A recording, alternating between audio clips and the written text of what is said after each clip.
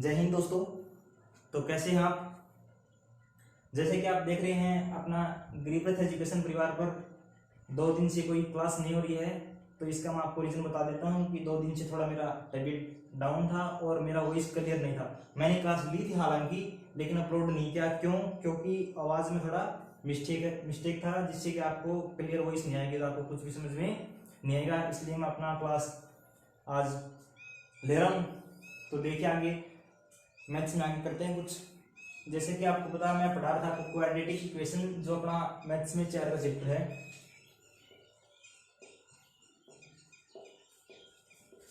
Quadratic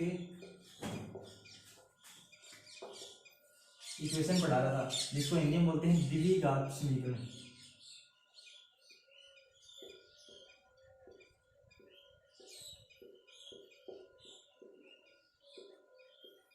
जिसको हिंदी में बोलते हैं द्विघात समीकरण। इसके बारे में मैंने आपको बता ही दिया था कि द्विघात जो समीकरण होता है उसका अधिकतम पावर 2 होता है, जिसका जो मूल ज्ञात करते हैं उसके 2 मूल होते हैं। अच्छा, तो इसे बोला जाता है द्विघात समीकरण। इसका मानक रूप भी मैंने आपको पहले ही बता दिया था। जैसे कि आपको मानक रूप बताया था ax² + bx + c = 0 होता है। इसे क्या बोलते हैं? द्विघात समीकरण का मानक रूप।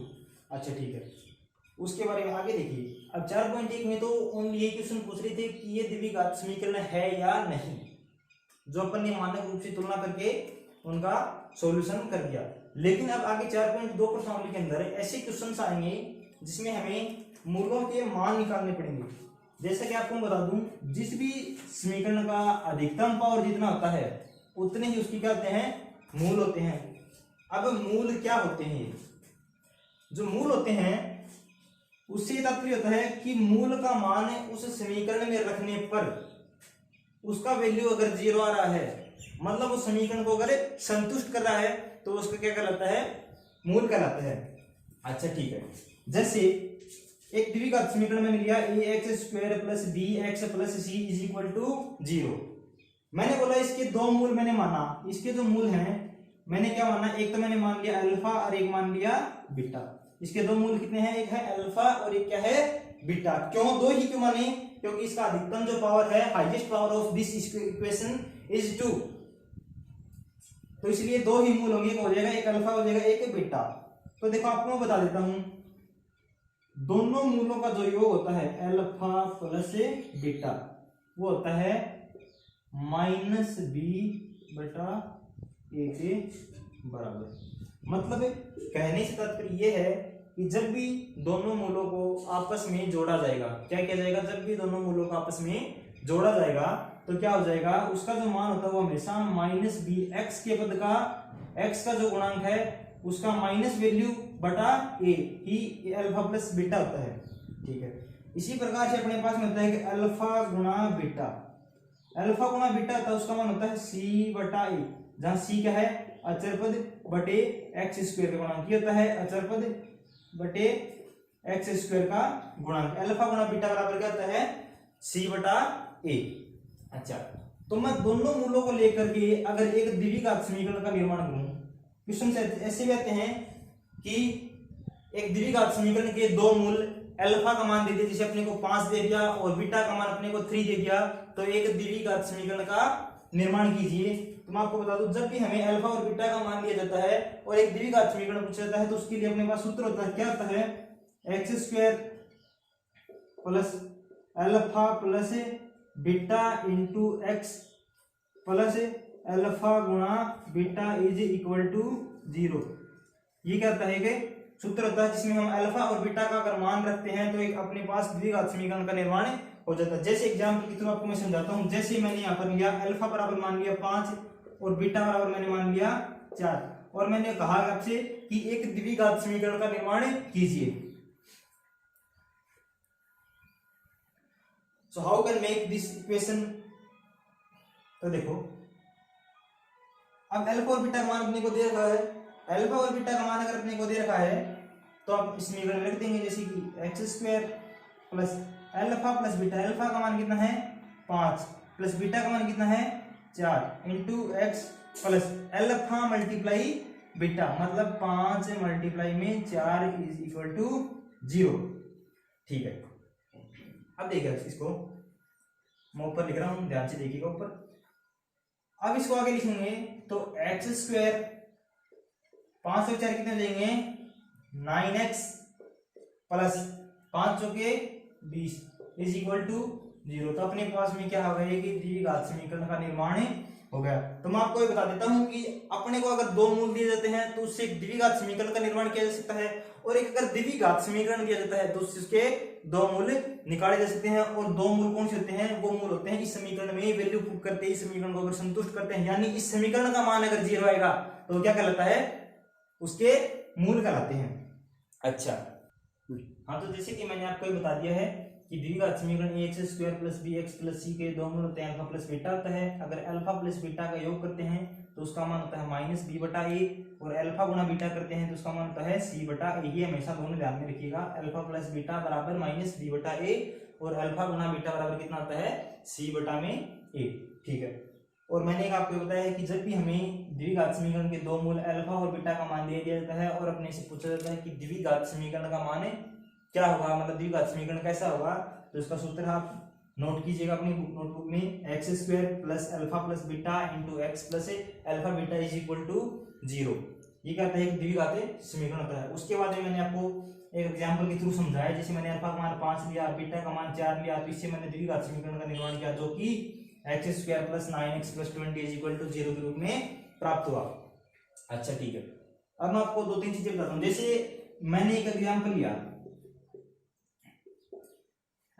लिया X square minus X plus 6 is equal to 0। क्या है मेरा एग्जांपल मेरा एग्जांपल है X square minus X plus 6 is equal to 0, 6 is equal to 0।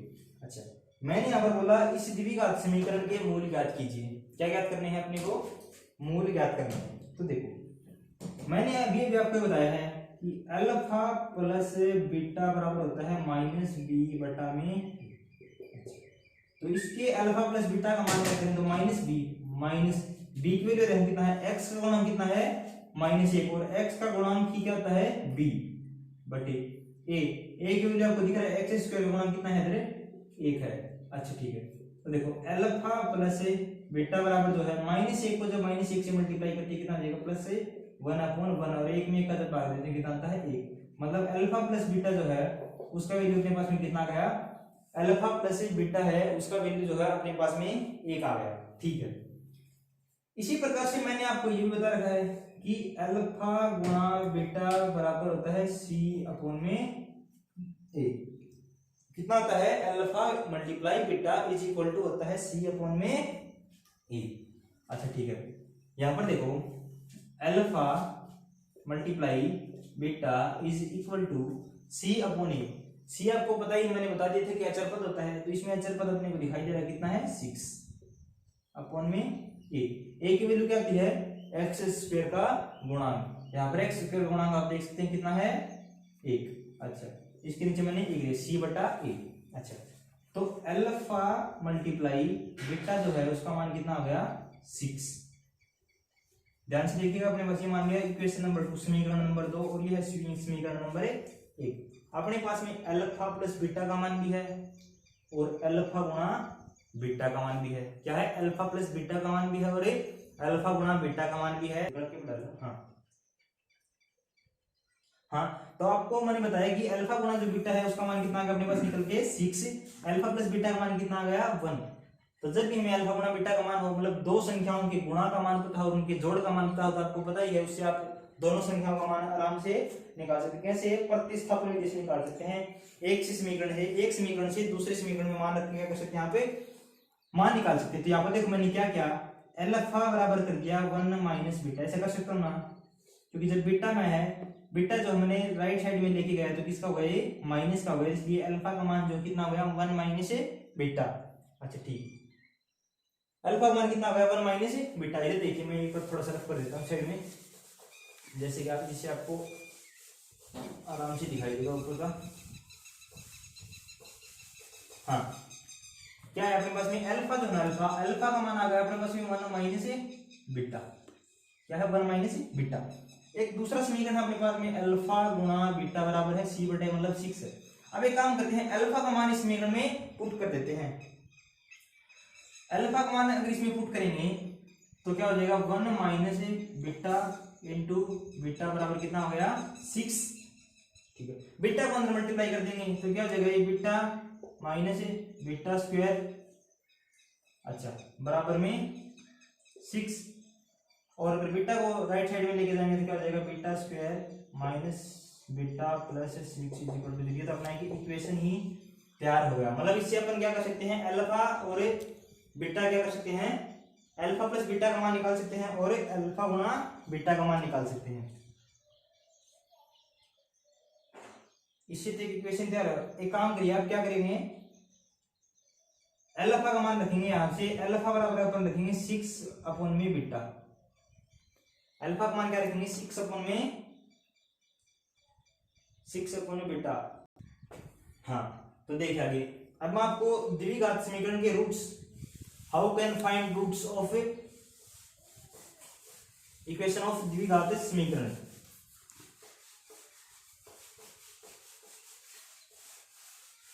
अपन अब 4.2 प्रश्न पूछते हैं और मैं आपको बता देता हूं कि द्विघात समीकरण के अंडर रूट्स वो हैं कैसे निकालते हैं। जैसे मैंने छोटा सा एग्जांपल लिया आपके सामने, x² प्लस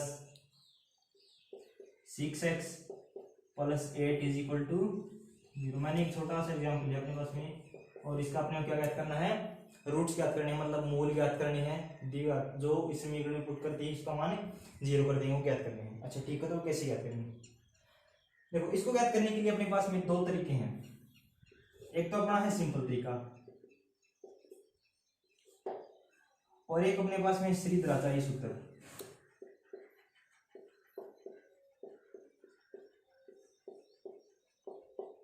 क्या है श्रीधराचार्य सूत्र।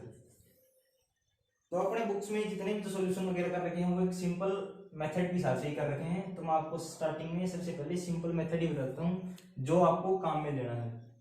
बोर्ड एग्जाम में जो आप क्वेश्चन करके आएंगे तो आप सिंपल मेथड से ही करके आएंगे, नहीं कि श्रीधराचार्य सूत्र से। ठीक है, तो सबसे पहले ध्यान रखिएगा, बोर्ड पे ध्यान दीजिएगा, मैं आपको सिंपल इक्वेशन के थ्रू ही इस द्विघात समीकरण के मूल ज्ञात करना सिखा रहा हूं। अच्छा देखिए, सबसे पहले क्या करेंगे, सबसे पहले 6 है उसको ऐसे 2 भागों में डिवाइड करेंगे, ऐसे 2 भागों में विभाजित करेंगे या बांटेंगे। कैसे 2 भागों में, ऐसे 2 भागों में कि जोड़ने या घटाने पर तो कितना आ जाना चाहिए अपने पास में 6। x का गुणांक जो 6 है, 2 ऐसी संख्या लेनी है जिनको जोड़ने पर या घटाने पर तो मान कितना आना चाहिए अपने पास में 6। अच्छा ठीक है, और संख्याओं को गुणा करने पर, उन्हीं दोनों संख्याओं को गुणा करने पर कितना आना चाहिए 8 को। जब मैं यहाँ से x² का जो गुणांक उससे मल्टीप्लाई करता हूँ कितना आता है 8। मतलब हमें ऐसी संख्या चाहिए 6 की जगह है जिसको जोड़ने या घटाने पर तो कितना आना चाहिए 6, और गुणा करने पर कितना आना चाहिए, बाहर के दोनों पक्षों को हमेशा गुणा कर दीजिएगा। जैसे अचर पद 8 है और x² के गुणांक में अगर यहाँ पे 1 है तो मैं 8 को 1 से मल्टीप्लाई कर रहा हूँ। अगर x² की जगह गुणांक में 2 होता तो मैं किससे गुणा करूंगा, 2 से 8 में कितना हो जाएगा 16। मतलब फिर गुणा करने पर 16 आना चाहिए और जोड़ या घटाने करने पर कितना आना चाहिए 6 आना चाहिए। लेकिन अभी हमारे पास जो इक्वेशन है उसमें क्या दिया गया है 1 ही दिया गया, इसलिए मैं क्या कर रहा हूँ 8 ही ले रहा हूँ। ठीक है, अब देखो जोड़ने घटाने पर 6 और गुणा करने पर कितना 8। तो आपको अगर सीधा पता नहीं चल रहा है तो आप इसकी क्या कर सकते हैं, प्राइम फैक्टर कर सकते हैं, अभाज्य गुणनखंड कर सकते हैं। जैसे मैं इधर आपको करके दिखा रहा हूँ, 8 का मैंने प्राइम फैक्टर किया, 8 सबसे पहले 2 से डिवाइड होता है कितनी बार 4 बार, 4 2 से डिवाइड होता है कितनी बार, और 2 किसी डिवाइड होता है 1 बार। अच्छा अपने पास जो प्राइम फैक्टर आए वो आए हैं 2 मल्टीप्लाई 2, ये 8 के क्या है प्राइम फैक्टर। अब इन संख्याओं को मेरे को इस प्रकार से तोड़ना है कि जोड़ने पर कितना आ जाए 6 आ जाए या घटाने पर कितना आ जाए 6 आ जाए। तो देखो मैं क्या करता हूं, मैं इधर 2 को 2 को मल्टीप्लाई करता हूं, कितना आता है 4, और इधर 2 है इसको मैं क्या करता हूं इसमें तो कितना आ रहा है 6, और देखो दोनों को गुणा करने पर कितना आ रहा है 4 2 जा 8 और 4 2 6। मतलब अपना काम हो रहा है कि जोड़ने पर दोनों संख्याओं कितना आ रहा है 6 आ रहा है और गुणा करने पर कितना आ रहा है 8 आ रहा है। तो देखिए आगे किस प्रकार से करते हैं इसको। तो अपने पास अपने को पता चल गया कि दो ऐसी जो संख्याएं हैं वो है, एक तो हो जाएगी 4 और एक हो जाएगी 2। तो देखो x² प्लस 6 की जगह मैंने आपको अभी बताया क्या लिख सकता हूं मैं, 4 प्लस 2, बाहर कितना मल्टीप्लाई में x plus 8 is equal to 0। हाँ तो देखिए 6 को मैंने क्या लिख दिया इधर, 4 plus 2 into x plus 8 is equal to 0 लिखा, ठीक है। अब देखो जब भी मैंने आपको बता रखा, जब भी x कोष्टक से बाहर होता है अंदर दोनों पक्षों में क्या होता है, मल्टीप्लाई होता है। मतलब सबसे पहले 4 से मल्टीप्लाई हो जाएगा, फिर 2 से मल्टीप्लाई होगा। अगर मैं अंदर मल्टीप्लाई करूँ तो देखो क्या हो जाएगा, x² plus 4x plus 2x plus 8 is equal to 0। ये अपने पास प्राप्त हो गया। अब आप देखिए दो भाग में डिवाइड कर लीजिएगा, एक तो ये भाग है आगे का, एक ये भाग है। अब इन दो भाग में आप देखिए कि क्या कॉमन है। देखो x का पद इसमें भी है और x का पद इसमें भी है, तो मैंने क्या कर लिया, x यहाँ पर कॉमन ले लिया। क्या कर लिया, x से कॉमन ले लिया। x अगर यहाँ पर मैं कॉमन लेंगे तो यहाँ पर कितना बचेगा, x² मतलब तो कितना बचेगा x, ठीक है। यहाँ पर मैंने x कॉमन ले ही रखा है तो यहाँ पर कितना बच गया 4, ठीक है। इसमें मैं 2 कॉमन लेता हूँ क्योंकि 8 में भी 2 होता है और 2 में तो पता आपको है ही, तो 2 मैंने अगर कॉमन ले लिया तो कितना हो जाएगा ये x प्लस 4 बराबर में। अब आपको दिख रहा है कि अपने पास में दो पक्ष हैं वो सेम बन रहे हैं, एक है x प्लस 4 और सेकंड क्या है x प्लस 4 है। तो मैं क्या करता हूँ, x प्लस 4 को मैं इधर कॉमन ले लेता हूँ। क्या करता हूँ, x प्लस 4 को कॉमन लेते हैं। x प्लस 4 अगर मैंने यहाँ पर कॉमन लिया तो बाहर क्या बच जाएगा, x plus 2 is equal to कितना हो गया 0।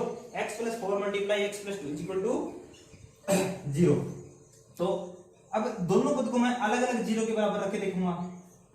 सबसे पहले मैंने रखा x प्लस 4 को 0 के बराबर, x प्लस 4 को 0 के बराबर रखा तो x बराबर कितना आ गया -4, और मैंने x प्लस 2 है को 0 के बराबर में रखा तो x बराबर कितना आ गया -2।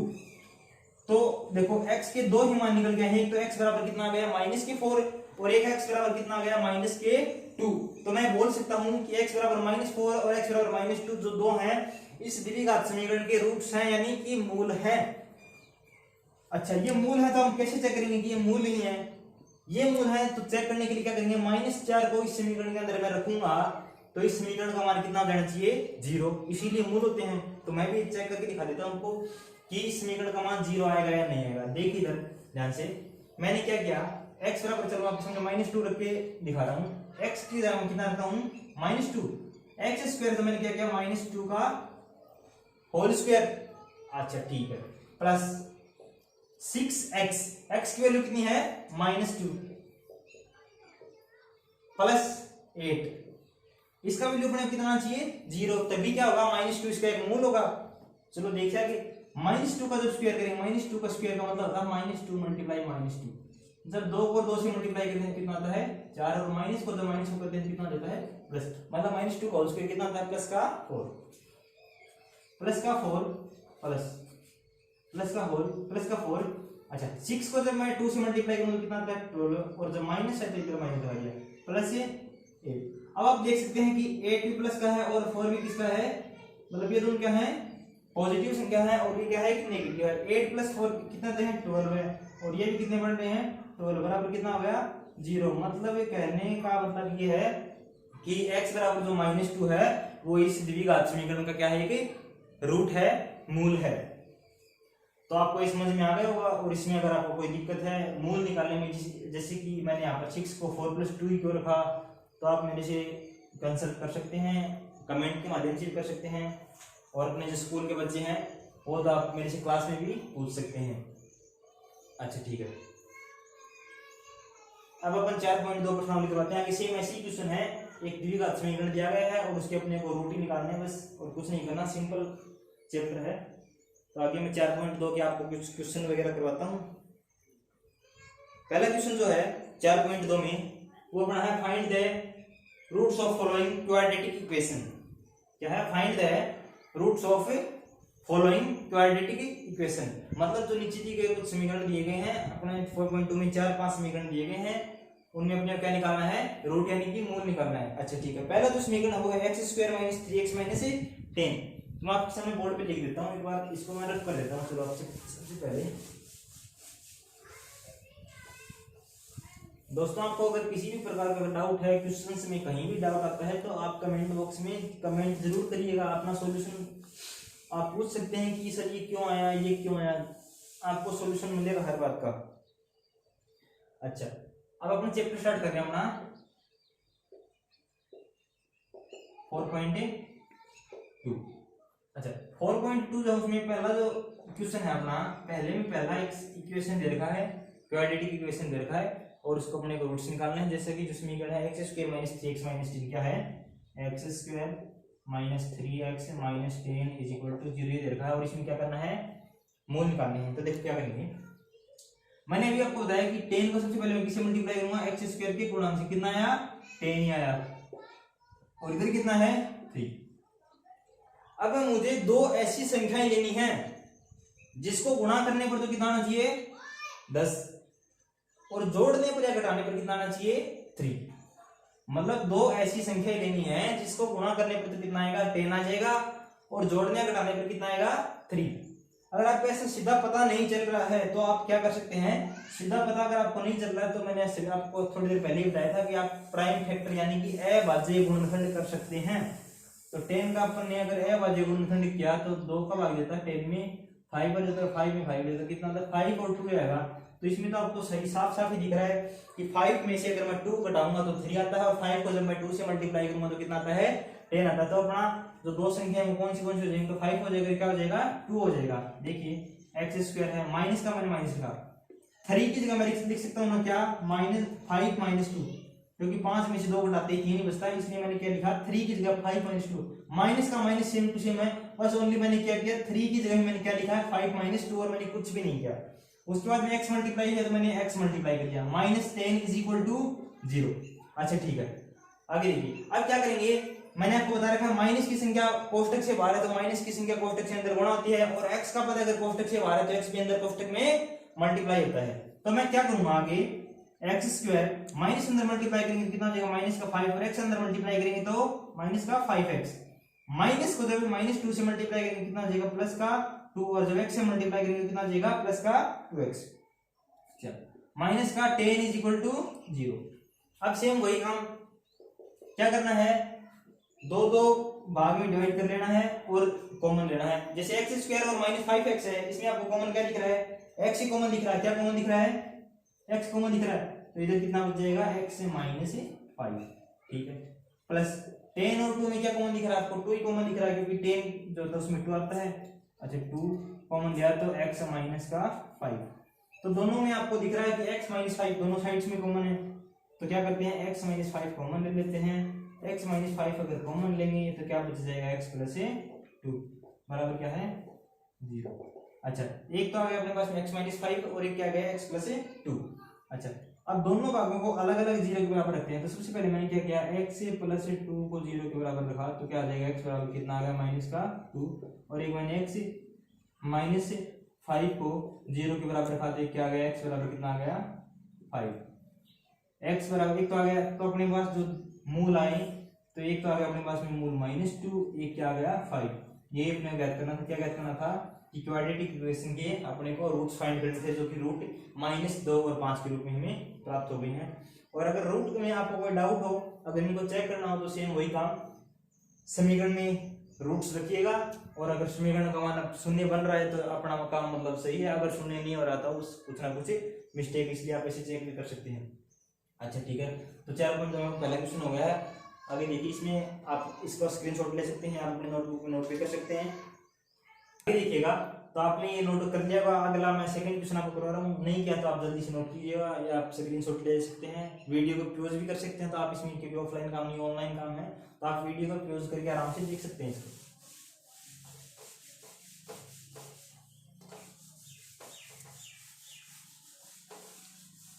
अच्छा अगला जो क्वेश्चन है वो 2x² + x - 6। सेकंड जो क्वेश्चन है 4.2, मैं आपको 4.2 चेप्टर कर रहा हूँ, ध्यान रखिएगा। 2x² + x - 6 = 0। ये अपने क्वाड्रेटिक इक्वेशन दे रखा है, द्विघात समीकरण दिया और रूट्स ही फाइंड करने हैं। तो देखो सबसे पहले मैंने आपको बता रखा है कि अचर पद को और x² के गुणांक को मल्टीपल कीजिए, कितना आता है, 6 दूनी कितने आते हैं, 12, 6 2 कितने आते हैं, 12। अच्छा गुणा करने पर कितना आना चाहिए, 12। जोड़ने घटाने पर एक्स का गुणा कितना इधर है 1। मतलब अपने को अब दो ऐसी संख्या लेनी है जिसको जोड़ने पर या घटाने पर तो आना चाहिए 1 और गुणा करने पर कितने आने चाहिए 12। तो आप ऐसे अपने दिमाग से सोच भी सकते हैं सीधा, जैसे कि अपने ऐसी दो संख्या 4 और 3 ले सकते हैं, क्योंकि 4 और 3, 4 में जब 3 घटाता हूँ तो 1 आता है, और 4 और 3 को जब मल्टीप्लाई करता हूँ कितना आता है 12 आता है। तो आप इनको थोड़ा फास्ट करने की कोशिश कीजिएगा, जिससे कि अपना जो है बोर्ड एग्जाम में टाइम थोड़ा अच्छे से आप पेपर को कर सकते हैं। तो देखिएगा आगे। तो आपको मैंने बता दूँ दो संख्या एक तो हो गया 4 हो गया, कितना हो गया 3 हो गया। अच्छा ठीक है, ये 2x² है प्लस एक की जगह अपने क्या रखना है 4 - 3। क्यों रखा मैंने, क्योंकि जब 4 में से 3 घटाएंगे तो 1 बचता है, और 4 और 3 को जब आपस में मल्टीप्लाई करते हैं तो कितना आ जाता है 12 आ जाते हैं। ठीक है, बात x - 6 = क्या है 0। अच्छा ठीक है, अब देखिए x को अंदर अगर मल्टीप्लाई करते हैं तो 2x² ये कितना जाएगा प्लस 4x हो जाएगा माइनस का 3x माइनस का 6 = 0। अच्छा ठीक है, अब दोनों भाग में आप देख सकते हैं क्या कॉमन दिख रहा है अपने को 2x कॉमन है। अगर 2x यहाँ पर कॉमन है तो यहाँ पर कितना बच गया x + 4। 2x कॉमन लेते हैं यहाँ पर कितना बच गया x + 4, और आगे आपको दिख ही रहा है क्या कॉमन है माइनस का 3 कॉमन है, तो यहाँ पर भी कितना बचेगा x + 2। तो आपको दिख रहा है x, अरे इधर कितना 2। अगर मैंने यहाँ पर 2 कॉमन लिया बाहर तो अंदर क्या बचेगा 2 बचेगा, क्योंकि जब 2 और 2 मल्टीप्लाई आपस में कर देते हैं कितना देता है 4 होता है। ठीक है, अब देखिए दोनों साइड में आपको क्या कॉमन दिख रहा है x + 2। तो मैंने क्या किया x + 2 को बाहर ले लिया, x + 2 को मैंने बाहर लिया तो ये अंदर कितना हो जाएगा 2x - 3 = 0। सेम आगे वही काम करना, क्या करना है दोनों भागों को आपस में 0 के बराबर में पुट कर देना। जब मैं x + 2 को 0 के बराबर में पुट करूंगा तो कितना आ जाएगा x बराबर कितना आ जाएगा -2। मतलब एक जो अपने पास मूल है वो कितना आ गया x बराबर है -2, और जब मैं 2x - 3 = 0 रखूंगा तो x की वैल्यू कितनी आ जाएगी 3/2। मतलब एक तो जो द्विघात समीकरण का जो क्वाड्रेटिक इक्वेशन है का रूट्स है वो 3/2 है, और एक जो रूट है -2। There are two roots of a quadratic equation, the first is -2 and the second one is 3/2। अच्छा, सो नेक्स्ट क्वेश्चन इज, हाँ तो अगला क्वेश्चन देखिएगा। अगला जो कितना क्वेश्चन है √2x²। हाँ आप इसको नोट कीजिएगा। अगला क्वेश्चन देखिए,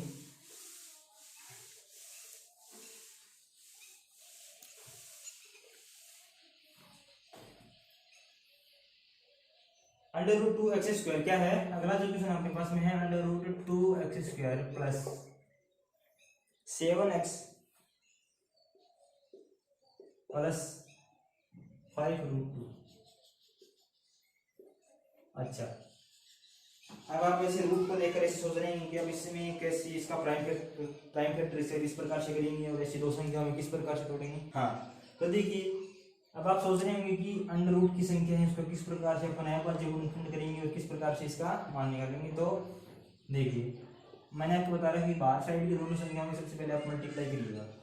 बाहर में कितना, इस साइड में 5√2 और इस साइड में कितना √2।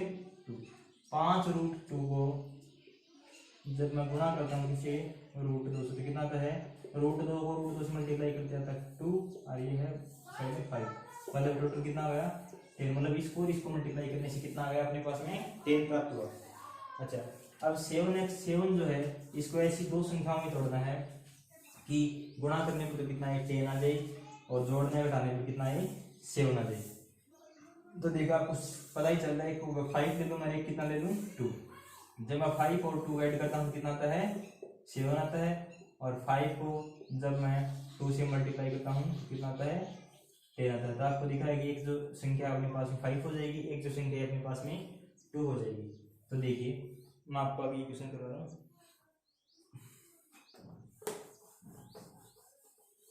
अपने पास में दो संख्या कौन सी बन जाएंगी, तो 5 हो जाएगी, क्या हो जाएगी 2। अच्छा देखिए, √2x² प्लस 7 की जगह मेरे को क्या लिखना है 5 प्लस में 2x प्लस 5√2। अच्छा ये अब देखिएगा x को अंदर मल्टीप्लाई करने सबसे पहले, तो ये √2 है x² प्लस 5 को जब x से मल्टीप्लाई करेंगे कितना आ जाएगा 5x प्लस 2 को अंदर मल्टीप्लाई करेंगे कितना आ जाएगा 2x प्लस 5√2। अच्छा ठीक है, अब दोनों में आपको दिख रहा है कि कॉमन क्या है, दोनों के अंदर आपको दिख रहा है क्या कॉमन है, x ही कॉमन है, क्योंकि 2 और 5 दोनों क्या होते हैं, प्राइम नंबर होते हैं, अभाज्य संख्या होते हैं, इसलिए दोनों में कोई भी कॉमन नहीं है, इसलिए मैं क्या कॉमन लेता हूँ, x कॉमन लेता हूँ। x यहाँ पर अगर कॉमन लूंगा ये बच जाएगा under root 2x plus x common हो गया तो कितना बच गया 5। अब इन दोनों में आपको दिख रहा है क्या कॉमन है, 2 है और अंडर रूट 2 है, 2 और अंडर रूट 2 में क्या कॉमन होता है, अंडर रूट 2 कॉमन होता है, क्यों, क्योंकि अंडर रूट 2 को अंडर रूट 2 को जब मल्टीप्लाई करते हैं 2 आता है, तो क्या कॉमन लेता हूँ इधर मैं रूट 2 कॉमन लेता हूँ, क्या रूट 2 इधर में अगर कॉमन लेता हूँ तो यहाँ पर कितना बचा है रूट 2x प्लस रूट 2 मैंने बाहर लिख दिया, इधर कितना बच गया 5। अच्छा अब आपको दिख रहा होगा कि दोनों साइड में under root 2x plus 5, under root 2x plus 5 क्या है, कॉमन है, तो मैं क्या करता हूँ अंडर रूट 2x प्लस 5 में कॉमन ले लेता हूँ। ये अगर मैंने कॉमन लिया तो आगे मेरे पास में क्या बचा है, x प्लस का अंडर रूट बराबर में 0। अच्छा अब मैं क्या करता हूँ, आगे मैं दोनों पक्षों को 0 के बराबर रखता हूँ, क्या करता हूँ रूट 2x प्लस 5 को मैं जब 0 के बराबर रखता हूँ तो देखिए अंडर रूट 2x बराबर 5 अगर राइट साइड में जाएगा तो किसका हो जाएगा माइनस का, इसलिए मैंने क्या कर दिया माइनस का 5। ठीक है, अब x की वैल्यू निकालनी ऐसे, तो x बराबर कितना आ जाएगा माइनस का 5 अपॉन में अंडर रूट 2। अच्छा एक वैल्यू अपने पास में क्या गई, x बराबर क्या गया अंडर रूट माइनस 5 बटा अंडर रूट 2। अच्छा दूसरा इसी प्रकार से जब मैं x प्लस रूट 2 को मैं 0 के बराबर में रखता हूँ तो क्या आता है x बराबर माइनस का रूट 2। तो इसमें क्वाड्रेटिक इक्वेशन में ओनली 2 ही रूट्स निकलते हैं, क्यों, क्योंकि इसका अधिकतम पावर कितना है आपको दिख रहा है 2, तो अपने पास में जो एक मूल प्राप्त हो गया 5 अपॉन रूट 2 और एक अपने पास प्राप्त हो गया अंडर रूट 2। तो इस क्वाड्रेटिक इक्वेशन के कितने मूल हैं, 2 मूल हैं। अगर आपको इस प्रकार के किसी भी क्वेश्चन में डाउट है तो आप कमेंट बॉक्स में कमेंट कर सकते हैं, आप अपना क्वेश्चन भेज सकते हैं, और अपने जितने भी स्कूल के बच्चे हैं जिसको इस क्वेश्चन में इस प्रश्नावली में अगर कोई डाउट है किसी भी प्रकार के क्वेश्चन में क्वाड्रेटिक इक्वेशन में, तो आप कमेंट बॉक्स में कमेंट करके पूछ सकते हैं, या स्कूल में जब आते हैं तो आप स्कूल में कंसल्ट कर सकते हैं। जय हिंद। हाँ जैसा कि आप देख रहे हैं अपने चैनल पर ओनली मैथ्स की क्लास हो गई डेली, जैसे अपनी 3 या 4 मैथ्स की क्लास हो गई हैं, लेकिन आप सोच रहे हैं कि जियोग्राफी क्लास अभी तक एक भी नहीं है। आपको बोला गया था कि चैनल ओनली 12th जियोग्राफी और 10th मैथ्स के लिए है। 10th मैथ्स का क्लास तो आपको डेली मिल रहा प्रोवाइड हो रहा है, लेकिन आप सोचते हैं कि 12th जियोग्राफी है उसका क्लास क्यों नहीं आ रहा। तो आपको बता दूं कि अभी जो शिव कुमार सर जो आपको पढ़ाने वाले हैं उनका थोड़ा सा दिक्कत चल रहा है, अभी कोई मिस्टेक है, तो आपको 10 सितंबर से आपको क्लास डेली मिलेंगी, और 10 सितंबर से आपको अगर जो क्लास मिलेगी ना वो आपको डेली 2 क्लास प्रोवाइड करेंगे, क्योंकि आपका कोर्स थोड़ा जल्दी करवा दें, क्योंकि अभी इनको टाइम लग रहा है क्लास लेने में। तो मैं बता देता हूँ आपका डेली 2 क्लास लिए जाएंगे, और आपकी 2 क्लास डेली लेकर के जियोग्राफी क्लास आपको समथिंग 15 या 16 जनवरी तक बोल रही थी कि 15 या 16 जनवरी तक मैं आपको जियोग्राफी का पूरा सिलेबस करवा दूंगा। तो आपको जियोग्राफी की जबरदस्त क्लास लेने के लिए मिलेंगी। आप वो अभी फिलहाल थोड़ा तैयारी कर रहे हैं, अच्छी ट्रिक्स के साथ में आपके साथ में आएंगे, और अच्छी ट्रिक्स के साथ में आपको जियोग्राफी क्लास करवाई जाएंगी। ठीक है, धन्यवाद।